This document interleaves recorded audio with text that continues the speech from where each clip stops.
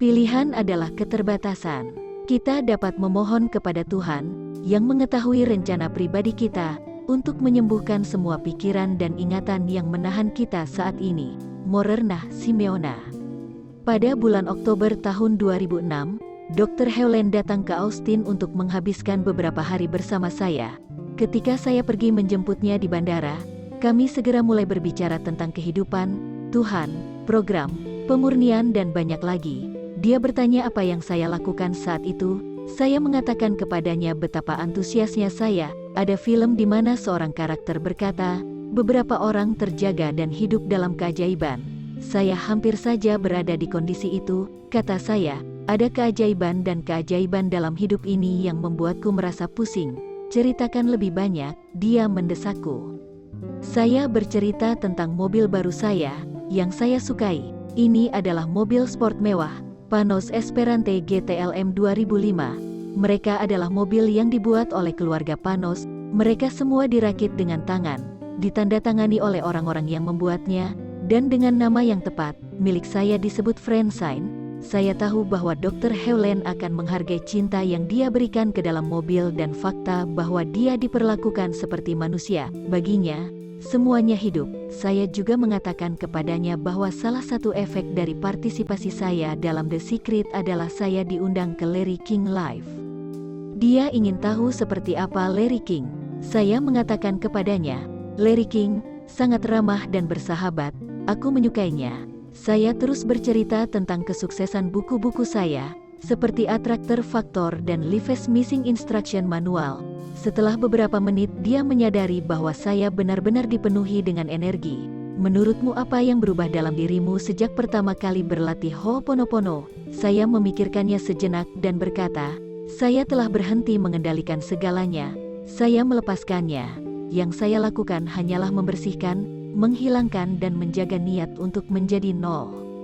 Dia menepuk pundakku dan tersenyum padaku dengan pandangan menatap saat itu, mengakui bahwa itu tepat untukku. Kami mendekati mobil saya dan setelah beberapa meter dari mobil saya, dia berhenti dan menatap saya lagi. Ada semacam pantulan di langkahmu, katanya hampir tercengang. Kamu bagaikan berjalan dengan mata air. Yah, itu mungkin karena aku senang melihatmu, kataku. Kami pergi makan malam dan saya mengatakan kepadanya bahwa saya sangat kecewa karena buku baru saya, There is a Customer Born Every Minute, tidak berjalan dengan baik. Joseph, kamu harus mencintai bukunya, katanya. Saya ingin buku saya terjual dan tidak mengerti apa hubungan cinta dengannya. Joseph, jika Anda memiliki 3 orang anak dan salah satu dari mereka berprestasi buruk di sekolah, apakah Anda akan mengatakan kepadanya bahwa Anda berkecil hati kepadanya dengan ini? Tidak, jawabku dan segera aku punya intuisi. Buku saya adalah anak bagi saya, dan saya mengatakan itu tidak sebaik anak-anak saya yang lain. Saya merasakannya sedemikian rupa sehingga saya hampir mulai menangis di restoran. Kau mengerti, Joseph, kata Dr. Helen, kamu harus mencintai semua anakmu. Saya mulai merasa tidak enak karena telah menyingkirkan anak saya yang tidak berprestasi baik di sekolah kehidupan. Aku benar-benar menyesal. Saya mulai secara mental mengatakan, Tuhan, aku mencintaimu, maaf, tolong maafkan saya, dan terima kasih, sambil menyimpan perasaan buku saya di hati saya. Kemudian, ketika saya pulang dan melihat buku itu, saya mengambilnya dan membawanya ke hati saya, memeluknya, mencintainya, meminta maaf karena tidak menghargai keberadaannya yang sederhana. Saya sedang membawa Dr. Helen ke rumah saya di daerah Wimberley ketika dia berkata dia melihat peri dalam diri saya. Seorang elf, ulangnya, aku sudah terbiasa dengan dia melihat hal-hal yang tidak aku lihat. Dia tidak mendefinisikan mereka sebagai kekuatan psikis, tetapi hanya sebagai pengungkapan saat ini. Peri itu memiliki mata dan telinga yang besar.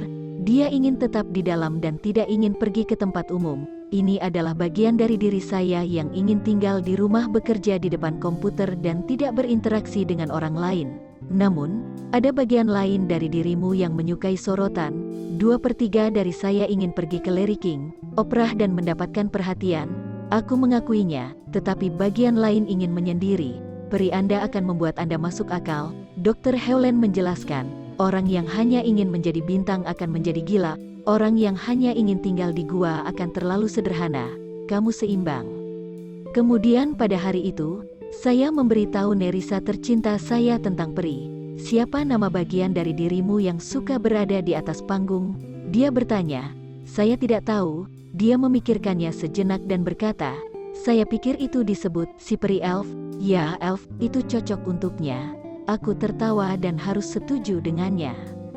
Keesokan harinya, ketika saya memberitahu Dr. Hewland bahwa Nerissa telah menyebut sisi ekstrovert saya peri elf, dia tertawa terbahak-bahak dan mengatakan itu terdengar sempurna. Sehari setelah Dr. Hewland tiba, saya membuat janji dengannya. Saya menemukannya duduk di meja dengan 2 pensiunan Meksiko yang tampaknya menggantung dari bibirnya. Dia menyuruhku mendekat, saya memesan kopi dan duduk di sebelahnya ketika dia menghentikan saya dan meminta saya untuk duduk di kursi yang lebih jauh, menghadap kedua wanita itu. Katakan pada wanita-wanita ini apa yang kamu lakukan, katanya padaku. Saya memberitahu mereka tentang buku-buku saya, penampilan film saya, dan upaya saya untuk membantu orang menemukan kebahagiaan. Beritahu kami bagaimana Anda menghadapi masalah, katanya. Di masa lalu saya mencoba untuk memecahkan masalah. Apakah itu milik saya atau orang lain? Hari ini, bagaimanapun, saya meninggalkan mereka sendiri, tapi saya membersihkan diri dari kenangan yang menyebabkan mereka. Dan ketika saya melakukannya, masalah terpecahkan dan saya merasa bagus. Joseph, bisakah kamu memberi contoh? Kakakku adalah siksaan bagiku. Aku mengakuinya. Dia menganggur, dia dirampok dari rumahnya. Mereka menggunakan kartu kreditnya. Dia tidak bahagia dan itu menyiksa saya. Saya mencoba membantunya dengan mengirimkan uang, buku, film, dan bahkan pemutar DVD untuk melihatnya. Tetapi dia tidak melakukan apapun. Saya mencoba untuk mengubahnya. Dan sekarang saya tidak mencoba untuk mengubahnya lagi. Apa yang kamu lakukan? Tanya salah satu dari 2 wanita itu. Aku bekerja sendiri, kataku. Sekarang saya mengerti bahwa apa yang terjadi padanya tidak ada hubungannya dengan apa yang dia lakukan. Ini adalah program yang direproduksi, memori, dan dia tertangkap dalam jaringan. Seolah-olah dia telah terkena virus, bukan kesalahannya sendiri. Dan karena saya merasakannya, karena saya kasihan padanya, saya berbagi program yang sama. Saya harus membersihkannya. Dan jika saya melakukannya, program itu akan keluar darinya juga. Apa yang kamu lakukan untuk membersihkan? Apa yang saya lakukan adalah mengatakan sepanjang waktu, aku mencintaimu, maaf, tolong maafkan aku, dan terima kasih. Dr. Hewland menjelaskan bahwa dalam kalimat sederhana, I love you, ada 3 elemen yang dapat mengubah segalanya, yaitu rasa syukur, hormat, dan transmutasi. Saya terus menjelaskan apa yang saya pikir sedang terjadi. Ungkapan yang saya ucapkan seperti kata-kata ajaib yang membuka kunci alam semesta. Ketika saya mengucapkannya, dan mereka keluar seperti puisi, saya membuka diri saya kepada yang ilahi, untuk menyucikan diri dan menghilangkan semua program yang tidak memungkinkan saya untuk sekarang berada di sini. Dr. Hewland berkata bahwa dia menyukai bagaimana saya menggambarkan metode pemurnian Ho'oponopono untuk mengatakan bahwa seseorang telah tertular virus itu benar. Katanya, ini adalah program yang ada di dunia dan kami telah mengambilnya. Ketika seseorang memilikinya dan Anda menyadarinya, Anda juga memilikinya. Idenya adalah untuk mengambil tanggung jawab 100% untuk itu. Ketika Anda menyucikan diri sendiri, maka itu menyucikan diri Anda dan semuanya dari program itu. Dia berhenti dan menambahkan, tapi ada banyak program, mereka seperti gulma yang harus dinolkan. Untuk mencapai nol kita harus memurnikan lebih banyak dari yang bisa Anda bayangkan. Para wanita itu tampaknya mengerti dan ini mengejutkan saya. Kami berbicara tentang konsep yang memeras otak, tetapi itu tampaknya teridentifikasi oleh mereka. Mau tak mau saya bertanya-tanya apakah mereka tersetel oleh panjang gelombang kedamaian Dr. Hewland, yang seperti garpu talam memancarkan nada tertentu yang tak terlihat di sekitarnya sehingga tanpa disadari semua bisa mendapatkan dan merasakannya. Pada suatu pagi, saya pergi dengan Dr. Hewland jalan-jalan. Itu adalah perjalanan sejauh 1 mil di udara pagi yang segar di jalan kerikil yang berdebu.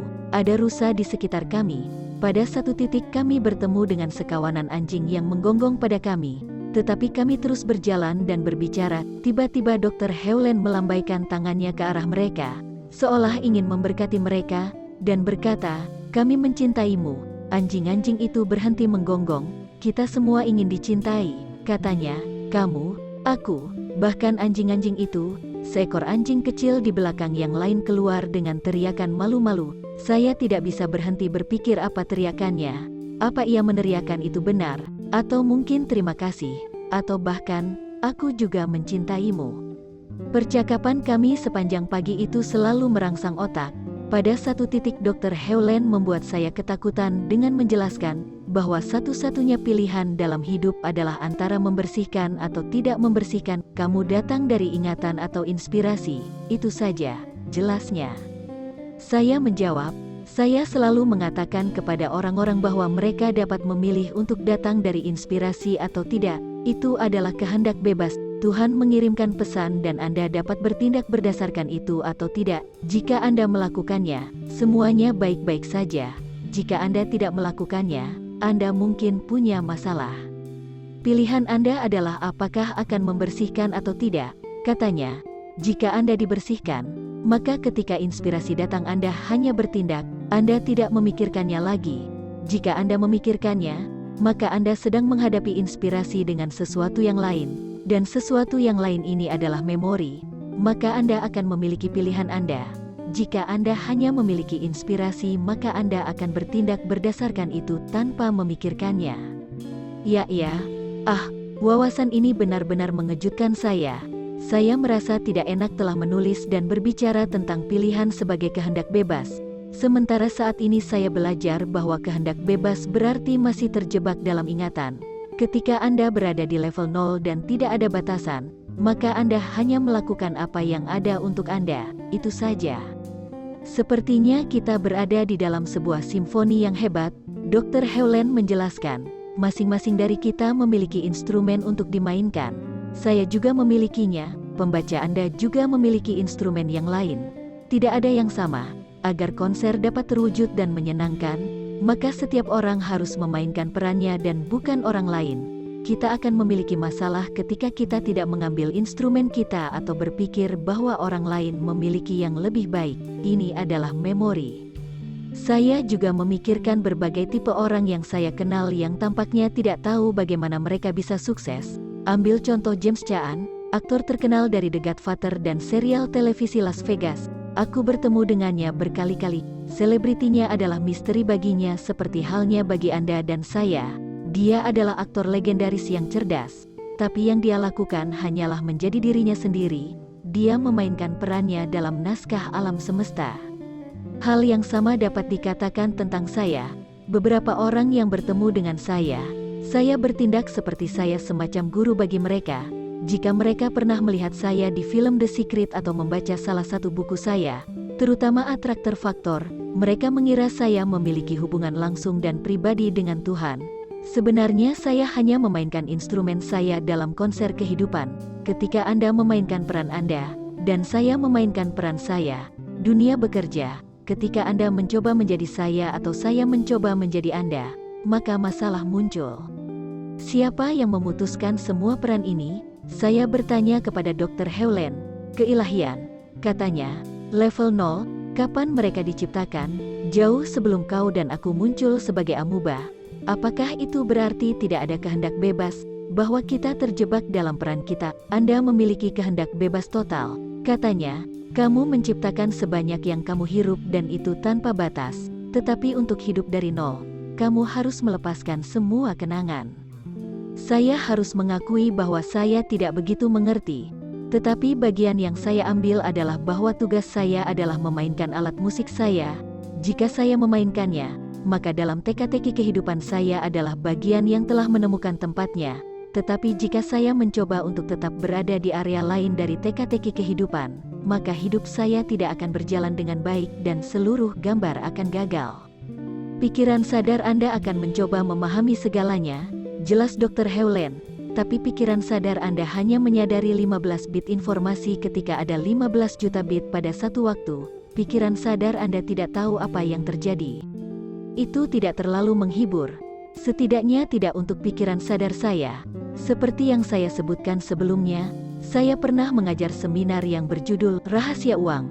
saya memberitahu semua orang bahwa mereka akan punya uang jika mereka membersihkan dirinya. Jika mereka rusak, maka mereka tidak dibersihkan. Saya memberitahu Dr. Hewlett yang setuju dengan saya. Kenangan menyakitkan bisa mengambil uang, katanya. Jika Anda dimurnikan dari kenangan yang menyakitkan tentang uang, maka Anda akan memilikinya. Alam semesta memberikannya jika Anda menerimanya. Tetapi ingatan Anda yang muncul kembali akan menjauhkannya atau tidak membiarkan Anda melihatnya. Jadi bagaimana cara menyucikan diri Anda dari kenangan ini? Maka teruslah mengatakan, "Aku mencintaimu." Apakah Anda memberitahu uang? Kamu bisa mencintai uang dengan memberitahunya. Tetapi lebih baik kamu memberitahu yang ilahi. Karena ketika kamu nol, maka kamu tidak memiliki mitos terhadap uang atau apapun dan uang juga terus berdatangan kepadamu. Tetapi ketika kamu berada dalam ingatanmu, maka kamu mencegah mereka melakukannya. Ada banyak kenangan menyakitkan sekitar uang. Kita harus bersih-bersih. Ketika kita bersih, maka mereka bersih untuk semua. Kami pergi ke klub dan memesan kopi. Ketika kami duduk, tempat itu sunyi. Tetapi sedikit demi sedikit orang mulai masuk dan menjadi lebih sibuk dan lebih ramai. Energi itu tumbuh. "Apakah kamu memperhatikan?" dia bertanya. "Ada keramaian di klub," kataku. "Orang-orang tampak lebih bahagia. Ketika kita berjalan masuk, kita membawa diri kita yang dimurnikan dan tempat itu merasakannya," katanya. Dia bercerita tentang ketika dia pergi ke restoran di Eropa. Bisnis di tempat-tempat itu lambat, tetapi setelah kunjungannya, mereka menjadi lebih baik. Dia mencobanya di beberapa tempat untuk melihat apakah hal yang sama terjadi. Ya, itu benar. Kemudian dia pergi ke pemilik restoran dan berkata, "Jika kita masuk dan tempatnya lebih baik, apakah dia akan memberi kita makanan gratis?" Pemiliknya setuju. Dr. Hewlett ternyata sering mendapat makanan gratis hanya karena berada di klub. Suatu waktu, saya memperhatikan bagaimana dia memberikan uang. Ketika kami pergi ke sebuah toko kecil, dia membeli beberapa benda kaca berwarna untuk teman-temannya. Dia melemparkan uang $20 ke meja kasir dan berkata, "Dan ini untukmu." Petugas itu tampak terkejut. Tentu saja, tapi dia menambahkan, "Ini hanya uang." Kemudian, di restoran, saya memberi pelayan restoran tip yang lumayan banyak. Dia menganga padaku, "Saya tidak bisa menerima ini, mereka terlalu banyak," katanya. "Yah, kamu bisa," balasku. Kemudian saya menemukan ide untuk produk yang saya tahu akan menghasilkan banyak uang bagi saya. Dr. Hewlett menunjukkan kepada saya bahwa alam semesta memberi Anda imbalan atas kemurahan hati Anda. Ia mengembalikan apa yang telah Anda berikan. Ia memberi Anda inspirasi. Jika Anda tidak bermurah hati, Ia tidak akan memberikannya kepada Anda. Inilah rahasia uang yang sebenarnya. Kita orang Amerika lupa bahwa uang kita mengatakan, "Kami percaya pada Tuhan," kata Dr. Hewlett. Kita mencetaknya di uang kertas tapi kita tidak percaya. Pada satu titik, Dr. Hewlett bertanya kepada saya tentang perusahaan makanan yang saya dirikan dengan seorang dokter dan ahli gizi. Kami menciptakannya untuk memasarkan Cardio Secret, formula penurun kolesterol alami. Dr. Hewlett telah bekerja dengan saya pada produk dan nama perusahaan. Dia ingin tahu bagaimana keadaannya. "Semuanya tertunda saat ini," kataku. "Saya meminta seorang pengacara dari FDA, Badan Makanan dan Obat-obatan Kementerian Kesehatan, untuk memeriksa situs web dan kemasan kami. Kami sedang menunggu tanggapan mereka. Tetapi saat mengerjakan produk ini, saya menemukan ide untuk sesuatu yang lebih menarik, sesuatu yang saya sebut Fit Arita." Saya kemudian menjelaskan bahwa Fit Arita adalah koktail margarita alami. Ide itu muncul saat saya minum di bar bersama teman-teman kebugaran. Saat itu saya sedang mengerjakan proyek kebugaran dan pariwisata, jadi minum margarita adalah sesuatu yang langka dan istimewa. Sementara saya sedang duduk di salah satu meja, saya berkata, "Kami membutuhkan margarita untuk binaragawan." Saat saya mengatakannya, saya menyadari itu adalah ide yang bagus. "Bagus untukmu, Joseph," kata Dr. Hewlett. "Anda tidak terlalu terikat pada produk pertama dan Anda tidak ingin segala sesuatunya berjalan sesuai keinginan Anda. Jadi Tuhan memberi Anda ide lain untuk menghasilkan uang. Terlalu banyak orang mengunci diri dalam sebuah ide dan mencoba untuk mendapatkannya di semua biaya, dalam harapan mereka. Tetapi apa yang mereka lakukan adalah memblokir kekayaan nyata yang ingin mereka miliki. Bagus untukmu, Joseph." bagus untukmu, katanya. Tentu saja, dia benar. Selama saya tetap terbuka terhadap ide-ide ilahi, ide-ide itu terus datang. Selain Fit Arita, saya menerima ide untuk memurnikan tikar. Mereka adalah alas piring di mana Anda dapat meletakkan makanan Anda untuk memurnikannya dan itu memurnikan makanan Anda sebelum dimakan. Lihat www.clearingmats.com. Tapi saya tidak hanya berhenti di situ. Dr. Hewland juga mendapat ide. Saya belum pernah melihat situs web yang memurnikan orang saat mereka duduk di sana dan melihatnya. Katanya kepada saya, mari kita jadikan ini situs untuk buku kita. Ketika orang mengaksesnya, mereka menyucikan diri dengan apa yang kita masukkan ke dalam situs. Kami melakukannya begitu saja. Kunjungi www.zerolimit.info. Tidak ada batasan jumlah ide dan uang yang dapat diterima ketika Anda melepaskan kebutuhan Anda dan membiarkan semuanya datang kepada Anda. Kuncinya, seperti biasa, adalah terus membersihkan, dan membersihkan.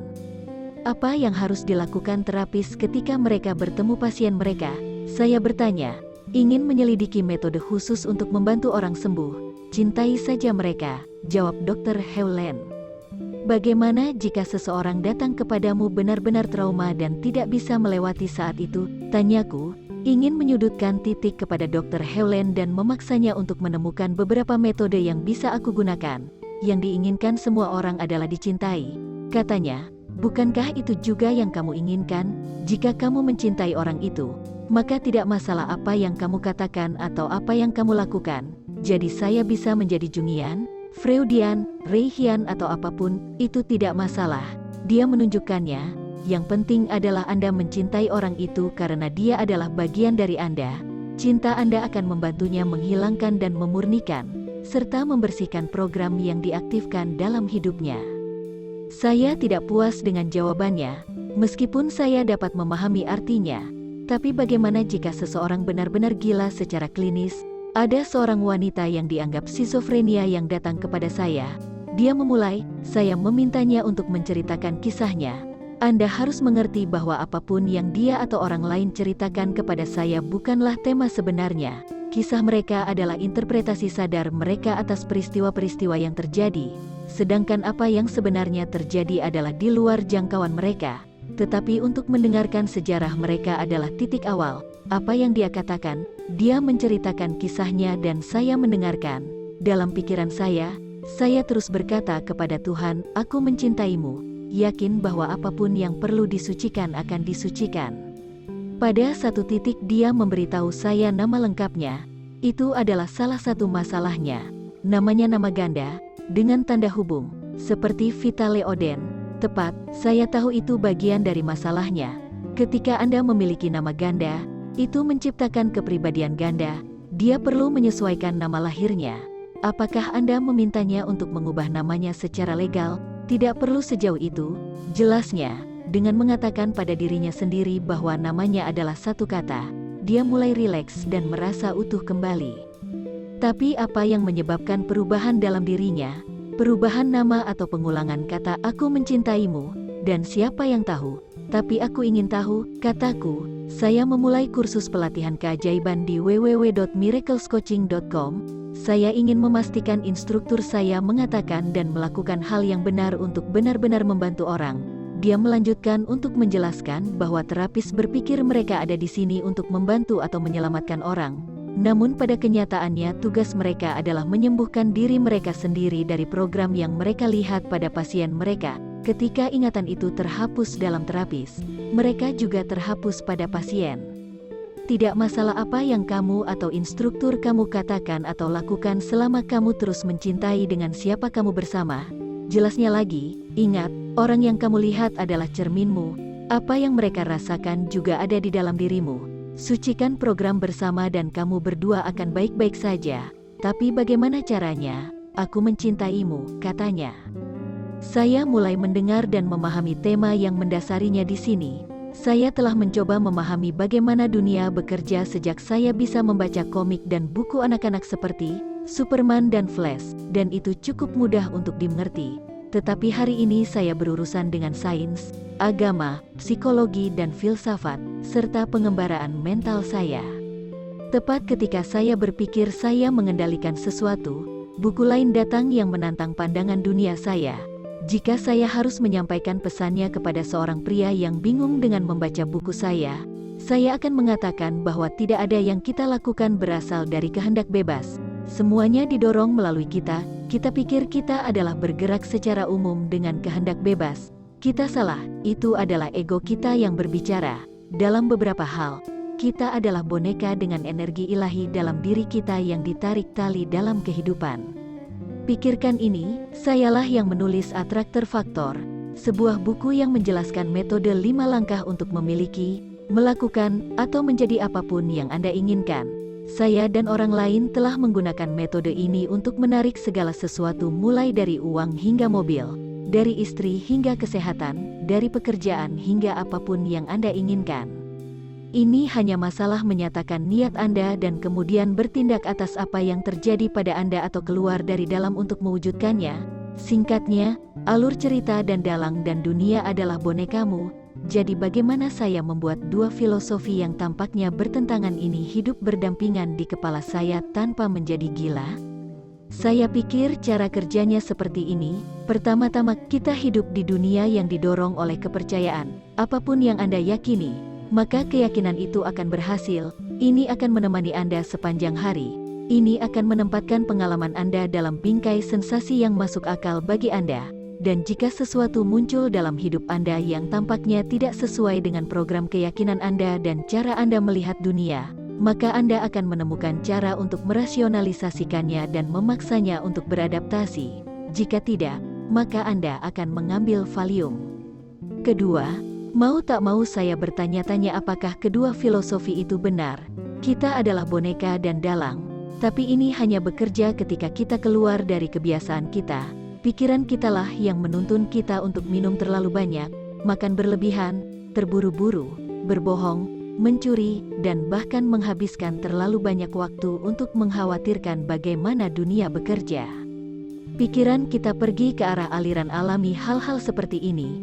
Pikiran kita tahu bahwa mereka ditakdirkan untuk gagal dan tidak bisa mengatasinya. Jadi mereka membangun kecanduan yang menyenangkan untuk mencoba dan bertahan. Faktanya, apapun itu, pikiran Anda adalah gangguan yang mencegah Anda mengalami kebahagiaan saat ini. Maka semua teknik pemurnian yang telah saya bicarakan sebagai langkah ketiga dalam faktor penarik berfungsi untuk membantu Anda menghilangkan gangguan dari bidang ilahi. Misalnya, ketika Anda menggunakan metode seperti teknik kebebasan emosional, pendekatan penghindaran masalah terhadap kehidupan, Anda menghilangkan masalah yang menyebabkan masalah bagi Anda. Tapi apa yang terjadi selanjutnya? Jika ini masalahnya, kemudian lakukan tindakan positif. Nah, bukankah Anda akan melakukan tindakan itu? Bukankah itu karena Anda tahu ada masalah untuk memulai? Dengan kata lain, dorongan untuk bertindak dikirim kepada Anda oleh Tuhan dan kecemasan Anda tentang hal itu adalah gangguan. Hilangkan gangguan dan Anda akan dipersatukan dengan yang ilahi lagi, yang berarti bahwa Anda adalah dalang dan dalang lagi. Jadi mari kita coba meringkas apa yang setidaknya masuk akal bagi saya hari ini. Anda datang ke dunia ini dengan sebuah hadiah dalam dirimu. Anda mungkin sudah mengetahuinya secara langsung atau tidak. Anda mungkin bahkan tidak tahu sekarang. Pada titik tertentu Anda merasakannya di dalam diri Anda. Sekarang, pikiran Anda ingin menilainya. Jika pikiran Anda salah menilai, Anda akan mencari terapis, metode penyelesaiannya, obat-obatan, berbagai kecanduan untuk mengatasinya, menyembunyikannya, menyelesaikannya, melepaskannya, atau menerimanya. Tetapi ketika Anda telah menghilangkan gangguan yang menghalangi Anda untuk bertindak atas karunia Anda, maka Anda akan menindaklanjutinya. Sederhananya, Anda akan menjadi boneka Tuhan. Tetapi dalam hidup Anda, pilihan Anda adalah mengikuti arus atau tidak. Itu kehendak bebas. Kehendak bebas, beberapa orang menyebutnya kehendak bebas, karena keputusan Anda yang sebenarnya adalah bertindak berdasarkan dorongan hati atau tidak. Bahkan pemain sandiwara dan penjual hebat, yang saya tulis dalam buku saya ada pelanggan yang lahir setiap menit, mengetahui hal ini.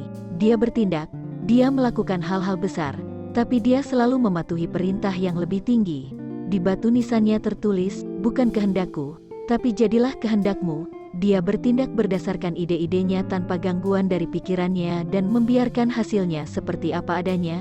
Percaya bahwa segala sesuatu adalah bagian dari sesuatu yang lebih besar di tangan alam semesta. Dia bisa melepaskan saat dia bertindak, dan ini adalah langkah kelima dari buku Faktor Penarik saya. Malam ini saya mengerti dunia. Saya pikir, saya tidak tahu besok. Saya masih ingin beberapa komik. Setiap orang memiliki hadiah, kata Dr. Hewland kepada saya dalam salah satu jalan-jalan kami. Bagaimana dengan Tiger Woods? Tanyaku. Sudah tahu jawabannya tapi ingin masuk lebih dalam. Dia memainkan perannya dalam permainan ilahi. Bagaimana jika dia mulai mengajari orang lain bermain golf? Dia tidak akan pernah berhasil, kata Dr. Hewland. Pekerjaannya adalah bermain golf, bukan untuk mengajarkannya. Itu pekerjaan orang lain. Setiap orang memiliki bagiannya masing-masing, bahkan seorang pengantar. Ya, ada penjaga dan pemulung yang mencintai pekerjaannya. Katanya, kamu tidak percaya karena kamu membayangkan dirimu dalam peran mereka. Tapi mereka juga tidak bisa memainkan peranmu. Tiba-tiba saya teringat sebuah bagian dari kursus pengembangan pribadi lama. Jika Tuhan telah memberitahu Anda apa yang harus dilakukan, Anda akan melakukannya dan Anda akan bahagia. Nah, apa yang Anda lakukan adalah apa yang Tuhan ingin Anda lakukan. Intinya bukan untuk menolak peran Anda. Saya mungkin berharap saya adalah seorang penulis lagu seperti Michelle Malone, atau aktor seperti James Caan, atau binaragawan seperti Frank Zain, atau penulis seperti Jack London. Saya mungkin juga cukup pandai membuat lagu, akting, pelatihan, menulis novel. Tapi peran saya adalah sebagai inspirator. Saya menulis buku untuk membangunkan orang atau, tepatnya, untuk membangunkan diri saya sendiri. Saat aku terbangun, maka aku membangunkanmu.